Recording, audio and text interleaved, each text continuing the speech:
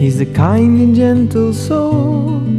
His heart is never cold, so peaceful and poetic, with a message true and bold. He's never seeking praise, so silent and so grave, and his transcendental love is the magic in his ways. And when I see his love, I know I've got a long, long way to go. When will I taste the love that he is feeling inside?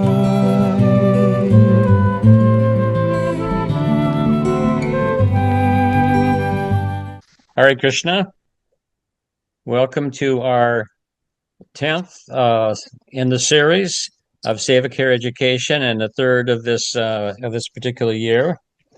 We're very excited today. We have a great program with Uttama Dasi and Partha Das from Sharanagati in Canada. And many of you know them from the Grihastha Vision team, and they've just they tour the world. They've been doing seminars, they've been doing classes, they've been doing trainings for 30 years, something like that, in marriage education. And I think this is a very, very exciting program that we have today. I'll tell you a little bit about what we're doing. Their presentation is called Remaining in Our Higher Self, the Key to Healthy Relationships. Acting from our lower self can sabotage our relationships. Connection only happens when we're in our higher self. So we're very, very excited about this. This is a topic very close to my heart.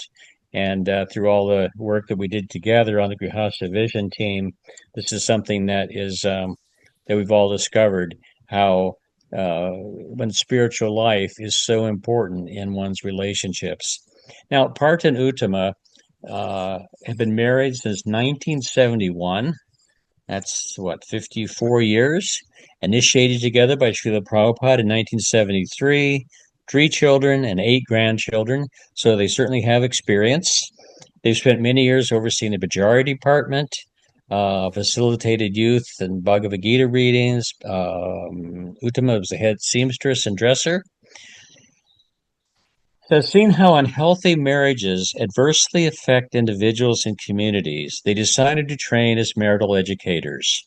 They are 2 of the founding members of the Grihastha Vision team and have mentored numerous couples and facilitated seminars around the world. Together, they specialize in premarital education. Uttama Dasi also has Gottman Level 2 clinical couples training and is a graduate of the developmental model of couples therapy training. They are co-authors, along with other GVT members, of Heart and Soul Connection, a devotional guide to marriage and love. So, without further ado, since we don't have a very long program, I'll turn this over to Uttama and Partha and let them do their presentation. And we thank you again for being with us tonight. Thank you for inviting us. Namo Vishnu Padaya Krishna Pastaya Bhutale Srimati Bhakti Vedanta Swam Anitanamane Namaste Saraswati Devi Gauravani Pacharane Nirvasesa Sunyavadi Pastat Vade Satarane Panchakalpa Turubhascha Kripas Indiveda Patatanan Pavanebhyo Vaishnavyo Namo Namaha. So our relationships are, I won't even say an essential part of our spiritual life. They are very much a part of our spiritual life. And the health and well-being of our relationships is very much related to our level of Krishna consciousness and our level of spiritual advancement. So it's a very important subject to deal with. And Lord Kapila, he talks about some interesting things about the modes of material nature, how they manifest in different ways.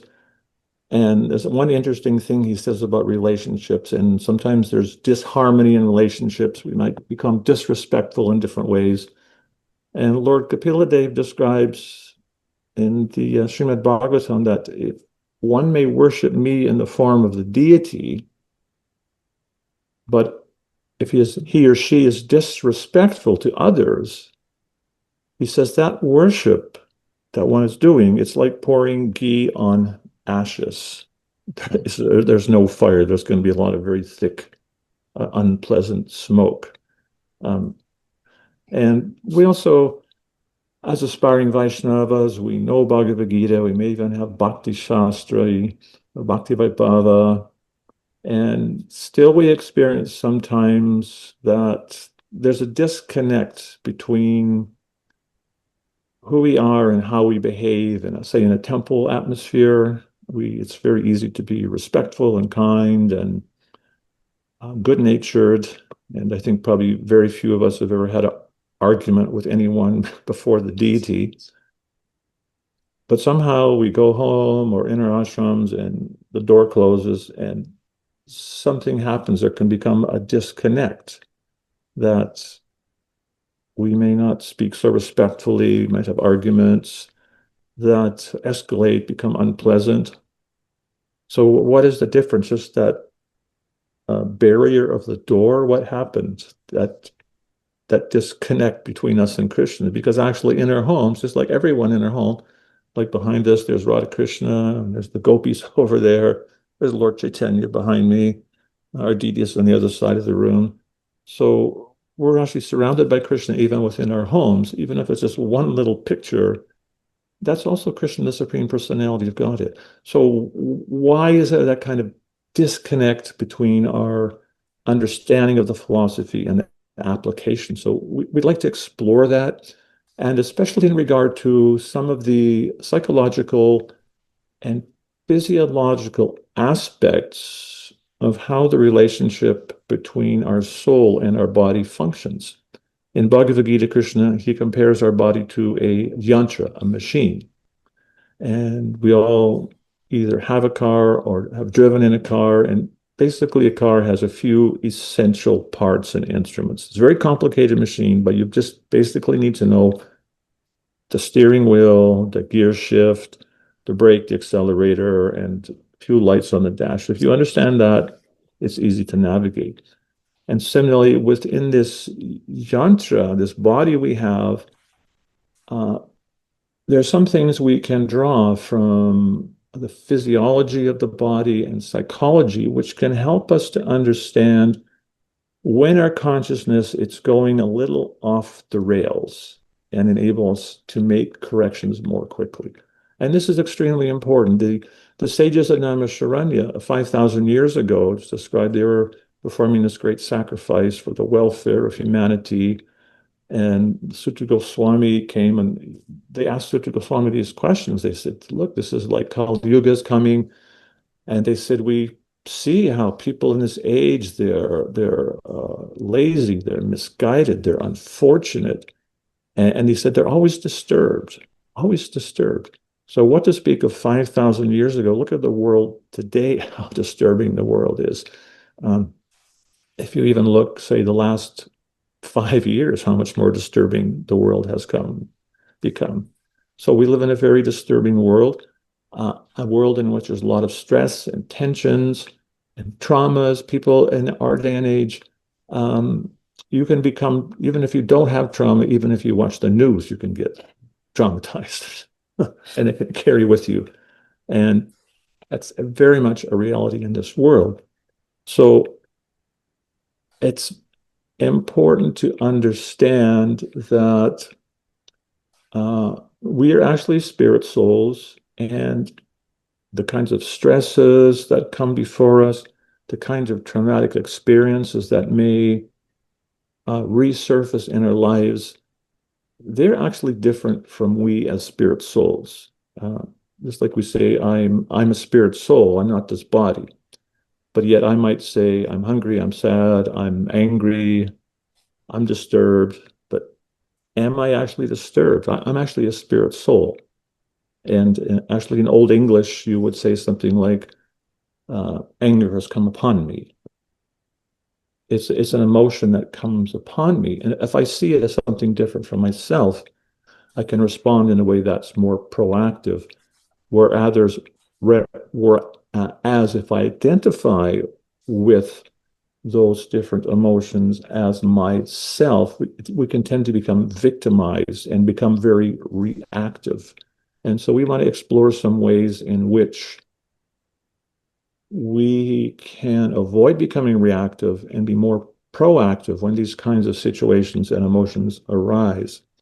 And it's interesting, even now in modern psychology, many psychologists actually acknowledge and openly express that the state of mental well-being, of mental health, and the highest states of, they call it mindfulness, is actually a state of spiritual consciousness. They understand that's a spiritual state of consciousness.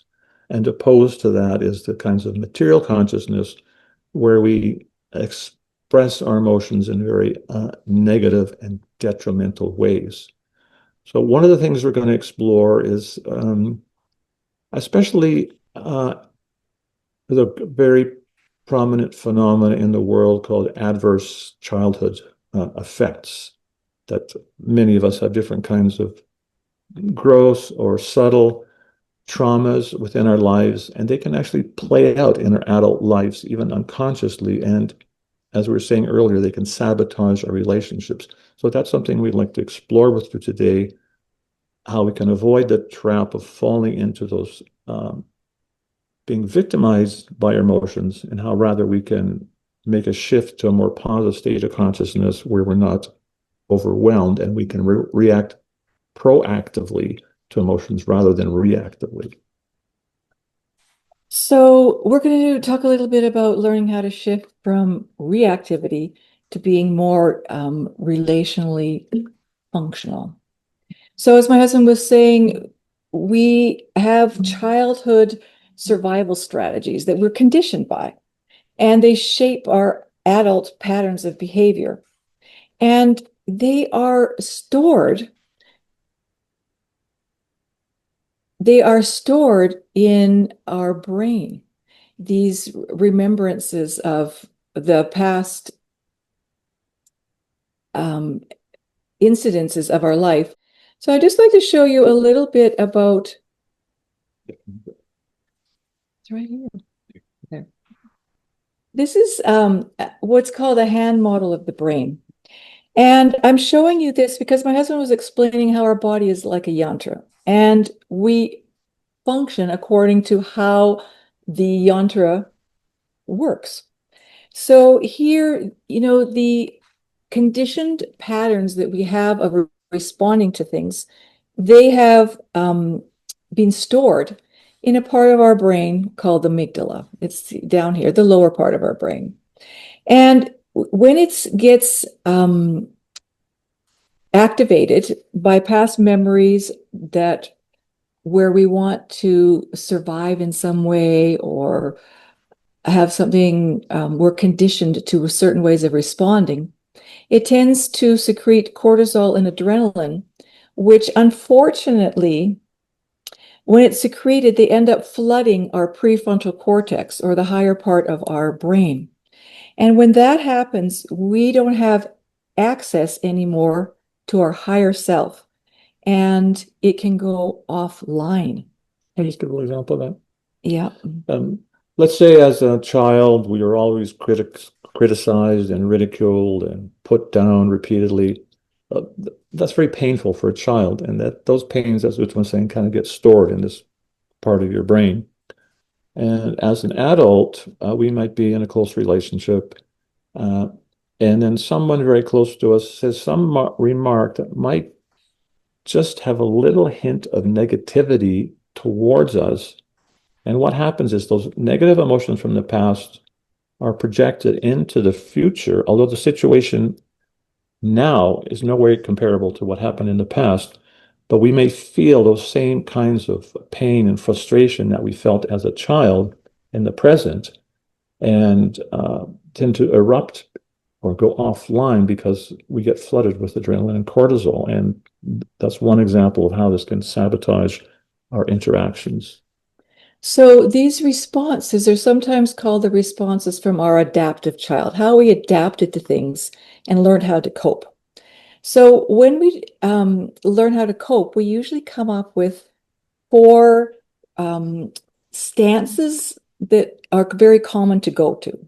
So very often we will go towards angry pursuit when we're upset, or we might go to withdrawal, or we might go to control, or we might go to compliance.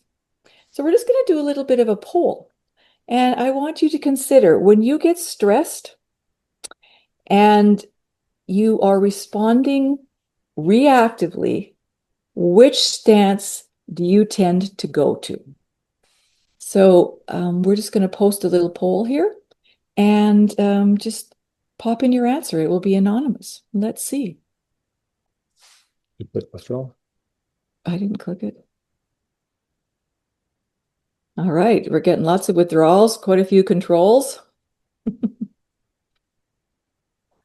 Ooh, a bit of angry pursuit.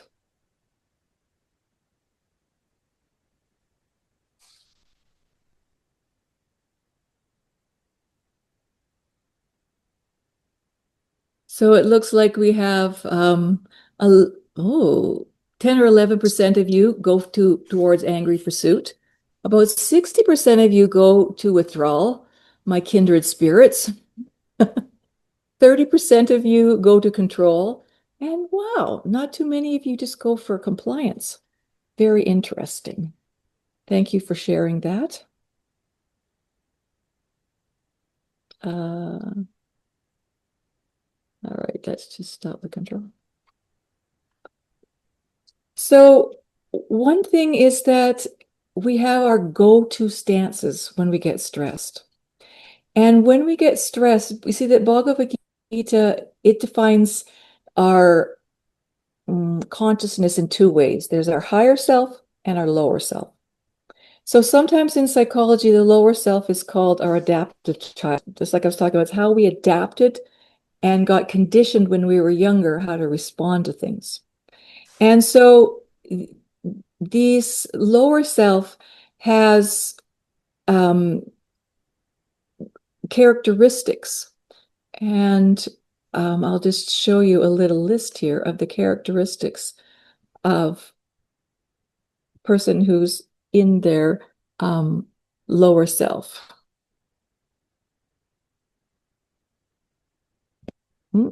You can, do I have to click? I'm sorry, it's not clicking to the next slide. There we go. So here we see that when we're in our lower self or our adaptive child, our thinking tends to be very black and white. We get to be perfectionistic. We can be relentless. We can be rigid. We can be harsh, hard, very certain that we're right. We notice that our body gets kind of tight, and we really get to be a short-term thinker, just what's going to work for me right now. Now, unfortunately, when we get in this frame of mind and this consciousness, it's very non-conducive to having good relationships with others. When we get in our lower self, we don't want a relationship with others. We want to be perfectionistic, rigid, harsh, certain. It's all about our own stance. And usually because we get in this frame of mind, we're not open to hearing the other person's point of view. Okay. However, let's just contrast this with the characteristics of a person who's functioning more from their higher self. When we function from our higher selves, our actions are going to be more nuanced. They're going to be more realistic. We can be forgiving. We can be a little bit flexible on, how we do things. We're more warm instead of harsh. We can be a bit yielding to other people's wishes and desires and thoughts of how to do something differently. We're a little bit more humble. We'll notice that our body's a bit more relaxed, and we can be a long-term. We can think more long-term. So, very different contrast. So, if we were to just even take harsh.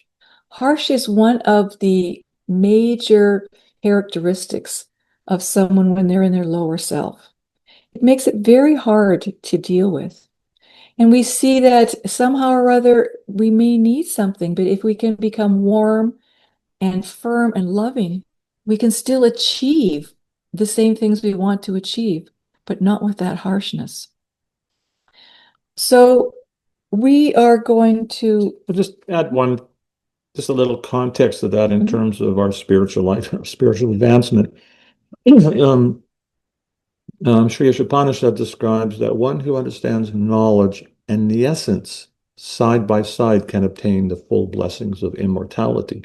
So it's very important to understand these different states of consciousness, how they manifest, and by seeing that practically, then we can begin to analyze, where am I in the spectrum of the modes of material nature, goodness and passion, or rather passion and ignorance, or am I more on the side of goodness?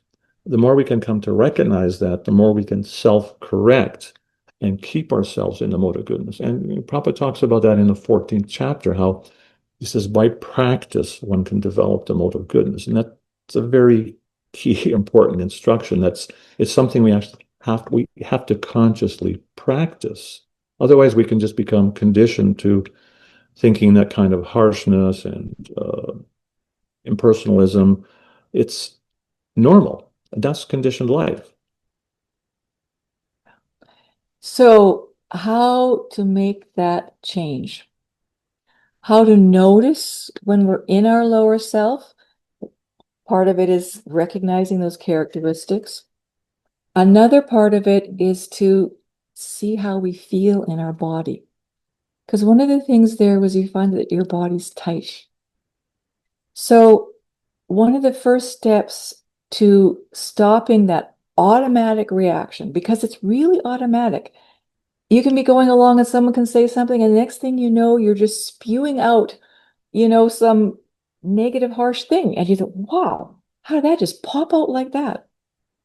So it actually requires practice and it requires observation to notice when we are in that lower self. So I'm just going to also share a bit of a process from coming from our lower self into our higher self. And so, as I was saying, the first step is to recognize it. So when we want to come into our higher self, the first thing is, when you get that sort of sensation that comes over your body, that kind of like whoosh, like start to notice when I get reactive, where does that appear in my body? What's the physical sensation? Like for me, I get kind of tight in my shoulders. Some people, they get upset in their stomach.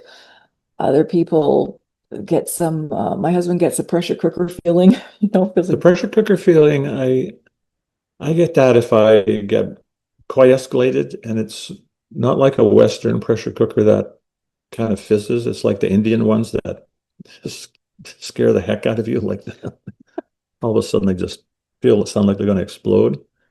At the same time, sometimes I'll find that I'll become reactive in a way in which I withdraw. And it's kind of a lot subtler and it's more hard to see. But you can also notice the symptoms that you're kind of disconnecting from others and those close to you. And that's a important symptom to notice. So one of the first steps for staying in our higher self is to notice when we start to head towards our lower self.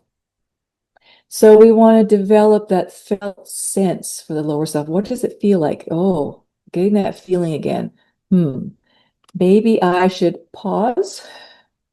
It's one of those, little beepers that says, put the Canadian duct tape on, take a few breaths and relax. And if we're quite escalated, sometimes we need to take a little bit of a break. And we need to go and have a conversation with that younger part of ourselves that came up with these adaptive strategies that you are all entering into your pool. Because sometimes when we can sit down and say, look, what is it that you're needing and missing? And how can I help you as a wise, higher self adult? I can take care of this. What is it you need? And let me take care of it. You don't have to respond right now. That's a very important step, to not let those reactive, adaptive strategies, which worked really well when we were young, but have become maladaptive of adults, and they're actually messing up our relationships. So we want to do that pause and self-regulate. And then we want to start to access how we feel in our higher self. And that's something that you can sit down and, think about, maybe even journal about. See, when you're chanting good japa, how does that feel? And can I access that felt sense of my higher self? And can I go there and respond in this interaction from my higher self?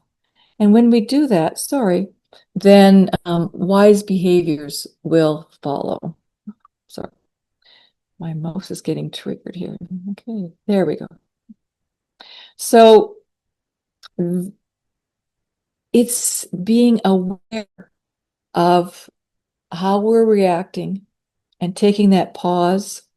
Is it easy? No. However, we want to have healthy relationships with each other and in our communities.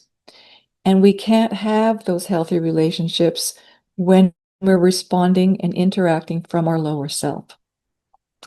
So we're just going to see how you're absorbing this, and maybe ask you, give you little scenarios, and maybe you can respond on how you would act if you were responding from your lower self. So say it was your anniversary or maybe your birthday, and someone very close to you didn't remember, didn't acknowledge it, and that was a little bit of a trigger for you. What is some way that you might respond from your lower self? Anybody like to raise their hand and pop in?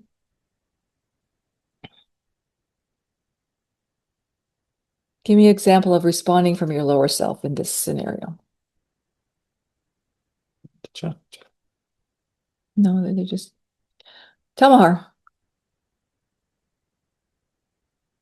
I can't see the hand, so maybe I can't. The hand. You just have to raise your. If you need to speak, you just raise your I think I'll review. Okay, Tamahar, would you like to respond? You have to unmute yourself too. You have to unmute yourself. Actually, if they raise their hand, it will come up. Okay. I see that you've missed my birthday again.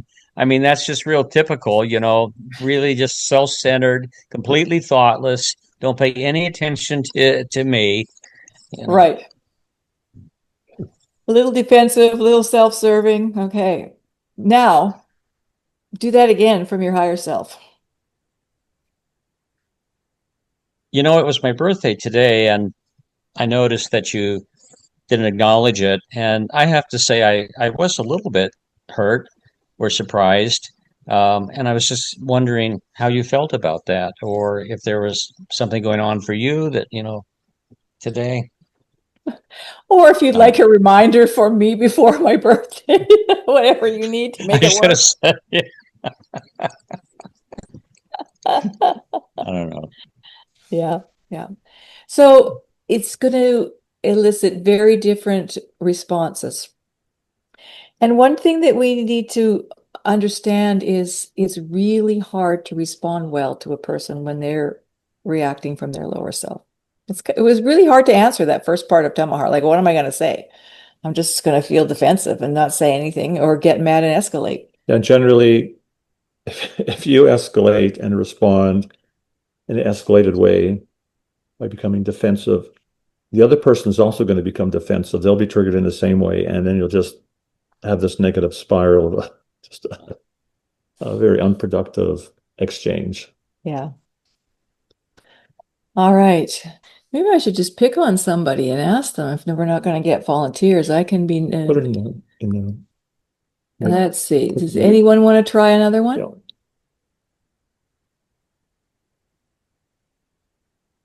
Let me see. Oh, okay. Not too many No hands. volunteers here. How about Mahamaya? Oh, okay, Mahamaya. Unmute yourself. Sorry. Okay, you know, Mahamaya, I noticed in this joint account we have, like for the DD department, that you're always overspending. You know, it's putting us in debt. We don't have enough money for flowers. So I'm responding from my lower self, my normal Yes. self. Your lower It's self. not my fault. Oh, come on. Give me a break. It just, it's someone else causing problems. Not taking ownership for that. Okay. Yeah. All right. Do you want to try responding from your higher self? Okay, what was this scenario again? Someone, You're overspending, ma'am, here. oh yeah. Well, let's look at this a little closely. I mean, we're doing this for the deities, and it's really not my personal money that's being overspent. It's let's work out a solution that you're happy with. So you're thinking that because it's for the deities, it's okay however much we spend, or you're suggesting that we maybe work out a budget for Yeah. all the rooms? Is that what you're saying? Yeah, budget. That's what I'm saying. Like, Okay. so make it all work, that we get the necessities done, and it's all covered without anybody being in anxiety. Oh, okay. So we prearrange a budget so it's not up for grabs. Yeah. Okay. Yeah, it's a good When solution. someone throws a curveball at you like that, you actually have between the stimulus and the amount of time between when you respond, it can be between 1/3 and 1/5 of a second. That's not a lot of time. But at least we can take a little breath and just remember Bhagavad Gita. Krishna telling us the importance of controlling the lower self with the higher self. And just take shelter of Krishna, because he can actually help us if we just pause for 1 second and just make that shift to try to speak in a way that, as it says, the mode of goodness, it's pleasing to hear and it's beneficial. Yeah. So, I mean, we're responding to situations, I'm just throwing them on you. And they may be not hitting so close to home. And so we're giving fairly good, replies. It's not as easy when we actually are triggered, deeply triggered. And ironically, the closer the relationship is, the more we're going to get triggered. Now, when one of us is triggered, it's our responsibility not to foist that conditioned self on the other person. It's not the other person's responsibility to come in and fix us. Now, they can help. They can suggest something. They can try to calm us down. They can try to say something soothing. But after 1 or 2 times, if it's not working and they see that you're just escalated, it's time to have a little pause. Breaks and timeouts are one of the most healthy things for relationships if they're done well. If we come back again, if we can say, I just need a little space to ground myself, and then I'd love to come back and work this out with you. We don't abandon the other person. It is our responsibility, though, to try to get ourselves in our higher self, because that is the only place with which we can actually interact on the platform of actual sadhu sangha. Not possible when either one of us is in our lower selves. And, when we think, like sometimes I show this to some of the couples that I counsel, and when I show them the characteristics of someone in the lower self, they go, I'm like this all day at work. Everybody else at work is the same, acting the same way. And is it productive? Yes. Does it make for good relationships? No. So taking a good look on the results that we want. We may get things done, but are we having satisfying heart-to-heart connections? That can only happen from our higher self. So I'm actually going to open this. Actually, we got one more. Mhm. Is there anyone who's a Kirtaniya in the crowd?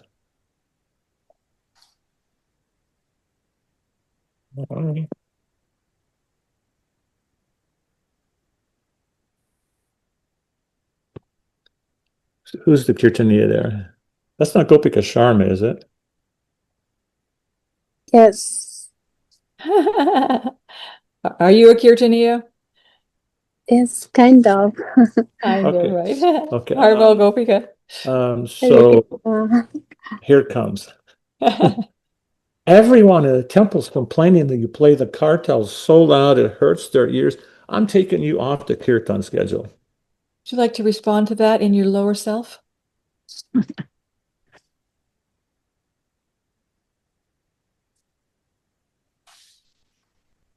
Go ahead, Gopika.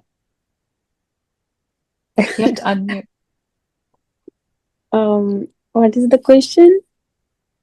We just took you off the kirtan schedule because you don't play cartels very well. Would you like to give your response? If no kartal, then I can play harmonium. Ah, Well, that's probably from more towards your higher self. But if you that's nice. You responding Yeah. from your higher self. Yeah. in your lower self, you probably would have said, "Are you trying to dampen my enthusiasm?" All right. I'm actually going to open this up for questions. Anybody like to ask any question about this? It was a really wonderful presentation and very thought-provoking, and I'm sure we'll have a discussion about this. I really like the hand model of the higher self and the lower self, how when the amygdala and the lower self and the more primitive nature was activated, how it shut down, the higher self. That was very interesting. One thing, the question I had was, you talk about being able to get into the higher self by observing it and by practice. What about our spiritual practice? Does our hearing and chanting and other spiritual practices help us to naturally be in the higher self, or does it require beyond that a conscious effort of understanding and practice? From there? Yeah, I really like that one. My question was, you were talking about getting that one can enter the higher self through observation and also through practice. I was thinking, how does spiritual practice fit into this? Does my hearing and chanting help me to be in more of my higher self? Does it automatically do it, or do I have to also have conscious practice in this? Is it enough to just chant, to chant Hare Krishna to get in one's higher self? I could say something to that.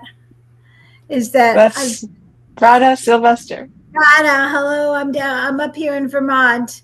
Haribo, Radha. Haribo, everybody.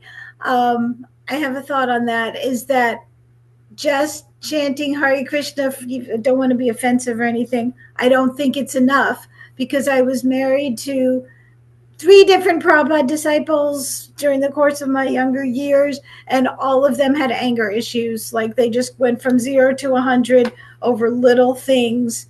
So their emotional intelligence, they did not have that 1/5 of a second where you can choose that. How do I respond to that stimulus? So I think you actually have to be conscious and aware and work on learning some new skills and having new responses and stuff like that. Oh, there's that creepy thing coming again. Do you agree, Tom Mahaprabhu? Well, yes and no. I do, but I think that it's assisted if we have deep spiritual practice. Absolutely. In other words, if we're hearing and chanting, it's going to become easier for us. We're going to become more self-aware. But I agree, sometimes people who have very good spiritual practice can have anger issues or can have relationship issues or just blindnesses or become easily irritable. So, yeah. Yeah, and I know that the speakers were mentioned the ACEs, the adverse childhood experiences, and that create, and all of them had really bad childhood stuff happen to them, and I could see why they would respond that way. So they have to work a whole lot harder to learn how to respond in a higher emotional intelligence manner.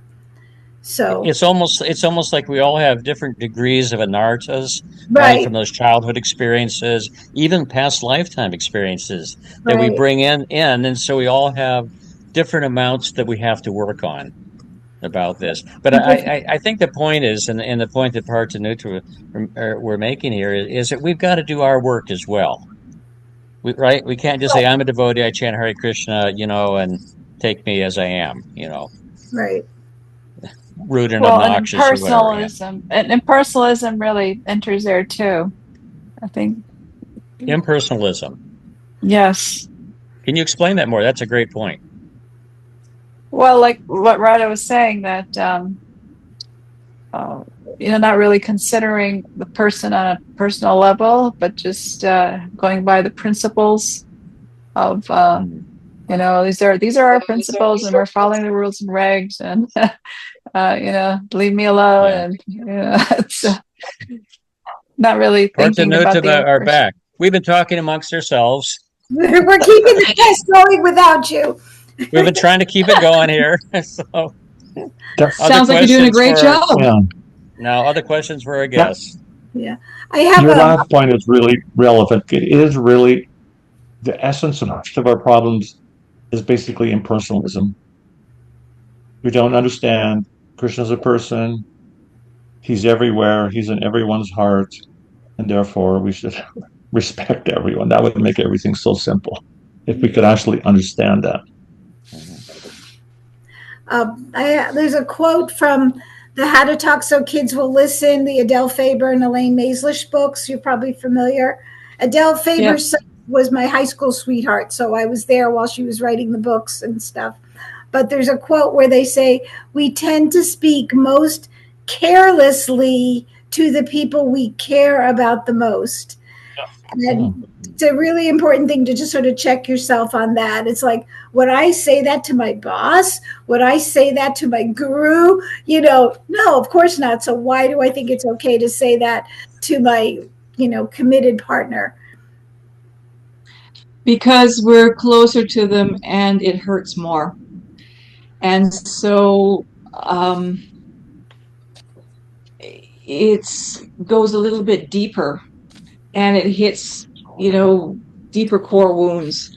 And then our conditioning comes out. It's not so triggered by a person on the street, but those we love the most trigger us the most, because it's just digs deeper. Yeah. And then not only that means that I'll let you. Close relationships. Archana City calls marriage anarta nivritti, because the people that are close to you are going to find those anartas, and they're going to blow them up and show them to you nice and big, so we get to work on them. It's your relationships are the practicum for Krishna consciousness. Yeah. Is there also a principle of familiarity breeds contempt? Yeah, that we tend to just be very sort of careless with those that we take it for granted. My wife, my kids, they're going to love me. They're going to care about me, and I can kind of act or say, whatever. Where I might be very careful with someone I'm in the temple room that, I'm less familiar with, that kind of thing. So you're Catherine, you had a question. Catherine had her hand up. If I'm hearing Tamahara correctly, we should become like customer service agents. Explain. Well, we want to respond in a way very respectfully. Oh, dear sir, I hear you're having this problem. That must be very frustrating for you. Caused you all these problems. What can I do to make it better? Right. Hi, I I come from extreme neglect and extreme abuse, and it's affected my life and my relationships. Sure. I'm sorry to hear that. Yeah, I never saw my mother, and I'm still trying to recover. And I have a lot more compassion for difficult people, angry, alcoholics. They don't want to be like that. They didn't get help. Yeah. Thanks for letting me share. Yeah. Thank you for sharing that. And it's nice that you're able to not be bitter about that and to have so much compassion. That's responding from your higher self. That's very commendable. Thank you very much. Madhuri Leela? What do you think about Gabor Mate's work? He's from Vancouver. Dr. Mate. Yeah. And my daughter-in-law is best friends with his daughter. It's a small world. Yeah, like maybe you could say who he is, because I don't know if everybody knows. Well, Gabor Mate, who is he? He's a relationship specialist, but he worked with traumatized people on the Skid Row in Vancouver, and he realized that people that they're just responding from their past traumas, and once you can understand where they came from, it's much easier to help them access their higher selves and become more functional. Do you want to add something? He's one of the world experts on trauma. It's an amazing amount of knowledge and experience, and he what's his book on trauma called? No, that's fast, of course. No. He wrote a very powerful book about the effects of trauma, and it really helps you to understand the root of trauma, how psychologically and physiologically it actually affects the brain. And literally, if we can catch it at an early enough time, we can reprogram our neural circuits to not respond from those traumas. And unfortunately, he goes into great detail about people who have extreme long-term trauma, become drug addicts. And literally, he explained in his book, for some individuals like that who've turned to serious drug addiction for a very long period of time, their brains actually become so rewired. The only practical remedial measure for them is called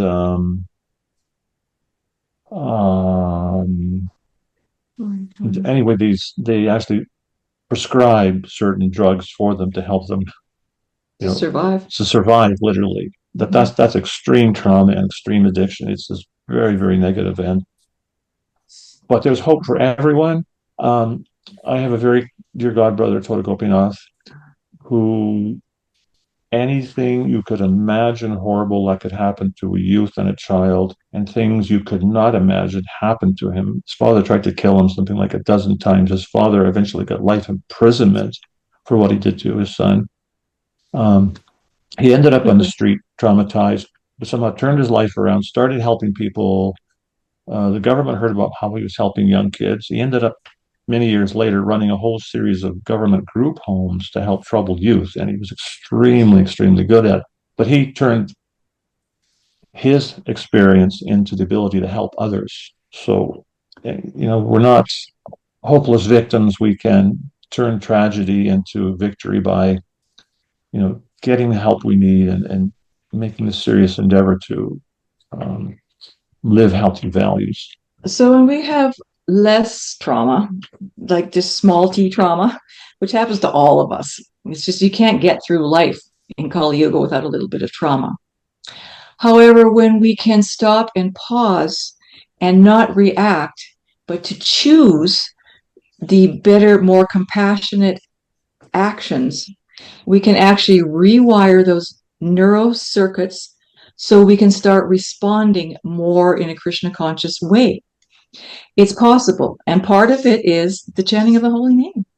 it actually can rewire our circuits so that we don't respond reactively to our trauma if we chant with attention and with a gratitude and love.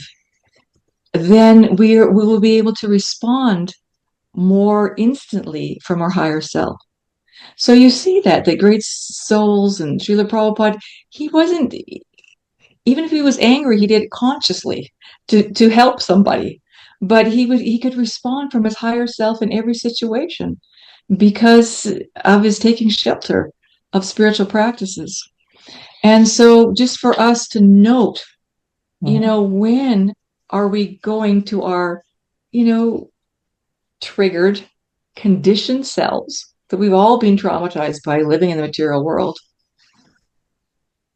Notice when we're there and take those breaths and change and apply our practices of Krishna consciousness, actually apply them in our lives. And why that's important, again, when we have these negative reactions, it's like impersonal. We're being very impersonal. And we're actually committing either gross or subtle offenses to Krishna's devotees. To Krishna's devotees, our spouses, our close friends, they're Krishna's devotees.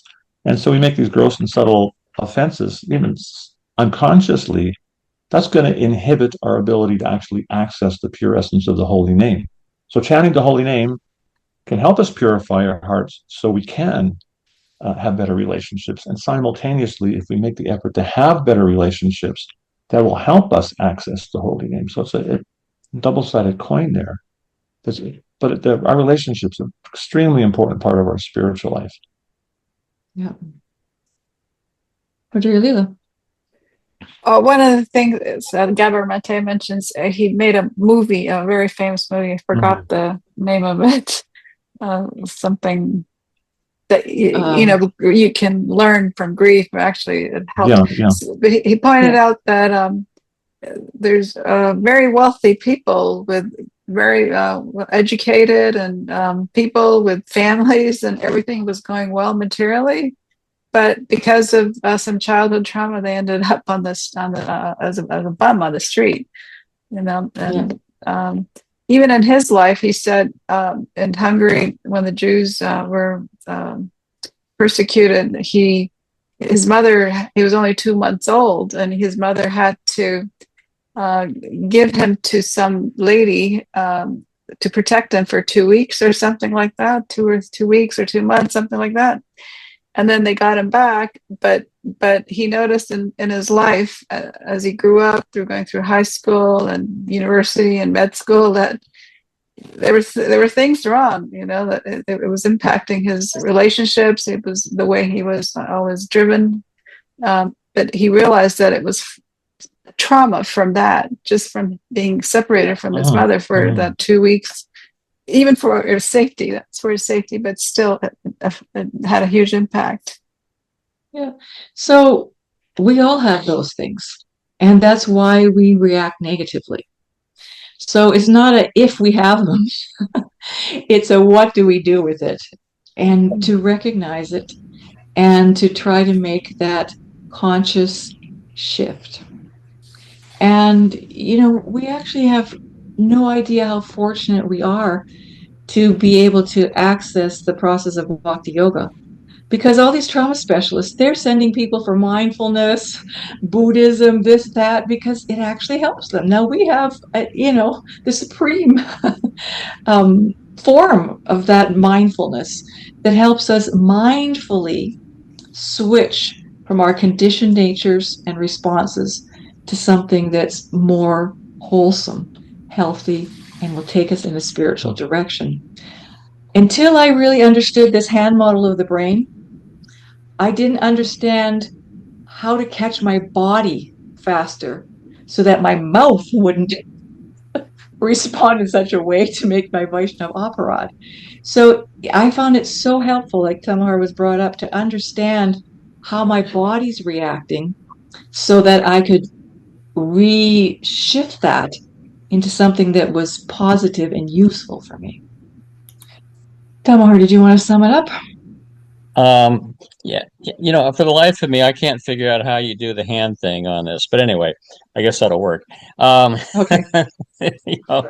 Well, we're down to the last couple of minutes here. By the way, I just want to say, I can't help it. I've stimulated so many ideas. I wish we could continue. But one thing Partha was saying about, you're saying that sort of the two sides of the coin, which I think of like, in other words, that um, our consciousness will affect our behaviors, but then our behaviors also affect our consciousness, right?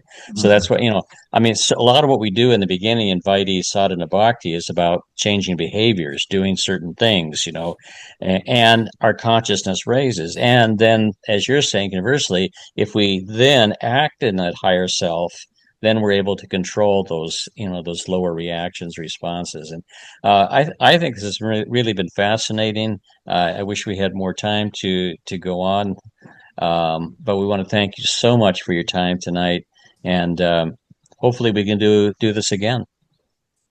Thank you. Spend more time. I could leave everybody with a little homework to maybe journal or sit down and think, what is my higher self trying to tell me? That's a little nice meditation to help you stay there and figure out why we act in our lower self. It's because your higher self is trying to tell you something. So that's a little homework. Think, what is my higher self trying to tell me? Okay. Well, thank you very much. Again, we really appreciate your being with us tonight. That'll end our session. And we want to let you also know that our next session will be with Ganesham Prabhu.